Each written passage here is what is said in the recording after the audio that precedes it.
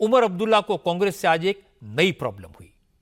आज जिस वक्त जम्मू कश्मीर में सेकेंड फेज की वोटिंग चल रही थी, उस वक्त राहुल गांधी तीसरे फेज के कैंपेन के लिए जम्मू कश्मीर में थे। राहुल की एक रैली सोपोर में हुई, दूसरी जम्मू में। राहुल ने अब तक जम्मू कश्मीर में कुल 6 रैलियां की हैं, 3 जम्मू रीजन में और 3 वैली में। ये बात उमर अब्दुल्ला को खटक रही है। उमर ने कहा कांग्रेस को जम्मू रीजन में ज्यादा सीटें मिली हैं, इसलिए राहुल को वैली के बजाय जम्मू पर फोकस करना चाहिए। लेकिन इसके बजाय राहुल गांधी कश्मीर में प्रचार कर रहे हैं। उमर अब्दुल्ला ने कहा नेशनल कॉन्फ्रेंस ने कांग्रेस से अलायंस इसलिए किया था कि जम्मू रीजन में कांग्रेस बीजेपी से मुकाबला कर पाएगी, लेकिन ऐसा हो नहीं रहा और इस पर राहुल को सोचना चाहिए। बड़ी अच्छी बात है ना, गुड। आई होप दैट बड़ी अच्छी बात है कि राहुल रैली कर रहे हैं। मैं उम्मीद करता हूं कि कश्मीर की 1 या 2 सीटों पर प्रचार करने के बाद राहुल गांधी अपना ध्यान जम्मू पर लगाएंगे, क्योंकि आखिर में ये अहम नहीं है कि कांग्रेस कश्मीर में कैसा प्रदर्शन करती है। कांग्रेस का प्रदर्शन जम्मू में कैसा रहेगा, ये ज्यादा अहम है। और बदकिस्मती से कांग्रेस ने जम्मू के मैदानों में उतनी मेहनत नहीं की है जिसकी हम उम्मीद कर रहे थे। हमने गठबंधन में जम्मू की ज्यादातर सीटें कांग्रेस को दी हैं, फिर भी जम्मू में अभी कांग्रेस का प्रचार अभियान शुरू भी नहीं हुआ है और अब तो प्रचार के लिए केवल 5 दिन बचे हैं। मैं उम्मीद करता हूं कि राहुल गांधी जब घाटी की एक सीट पर प्रचार करके फारिग हो जाएंगे तो कांग्रेस अपना पूरा ध्यान जम्मू के मैदानी इलाकों पर लगाएगी। हालांकि राहुल ने उमर अब्दुल्ला की बात को इग्नोर कर दिया। उन्होंने अपनी रैलियों में जम्मू कश्मीर के स्टेटहुड का मुद्दा उठाया, पुरानी बातें ज्यादा दोहराई और यह पहली बार हुआ जब किसी स्टेट को यूनियन टेरिटरी बनाने का सवाल उठाया गया। राहुल ने कहा कि जम्मू कश्मीर के साथ अन्याय हुआ, आज जम्मू कश्मीर पर बाहर के लोग हुकूमत कर रहे हैं। राहुल गांधी ने कहा उनकी पार्टी मोदी सरकार पर जम्मू कश्मीर की स्टेटहुड बहाल करने के लिए प्रेशर बनाएगी और ऐसा नहीं हुआ तो जब कांग्रेस की सरकार बनेगी तो जम्मू कश्मीर को वापस राज्य का दर्जा दे दिया जाएगा। इसके बाद राहुल गांधी अपनी फेवरेट सब्जेक्ट यानी अंबानी अडानी पर बोले। राहुल ने इल्जाम लगाया कि बीजेपी ने सब कुछ अडानी के हाथों में सौंप दिया। जम्मू कश्मीर के सेब के उद्योग पर अडानी का कब्जा हो गया। राहुल ने कहा जहां जाओ अडानी टैक्स देना पड़ता है। पहले आपका रोल था,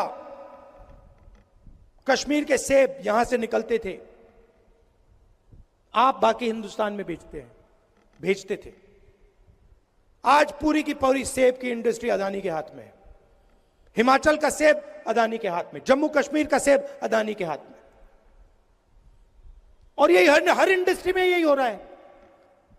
एयरपोर्ट में जाते अडानी टैक्स, पोर्ट में जाओगे अदानी टैक्स, मोबाइल फोन चलाओगे अंबानी टैक्स, सड़क पे चलोगे अदानी टैक्स, अनाज में अदानी टैक्स,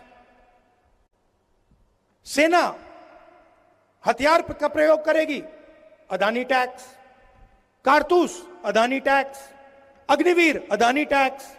ये कब तक चलेगा?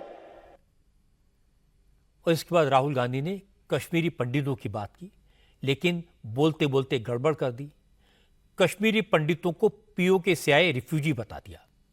उन्होंने कहा पीओके से आए रिफ्यूजियों से जो वादे किए गए थे कांग्रेस की सरकार उन्हें पूरा करेगी, लेकिन फिर याद आया तो कहा सॉरी, रिफ्यूजी नहीं, कश्मीरी पंडितों से किए गए वादे पूरे होंगे।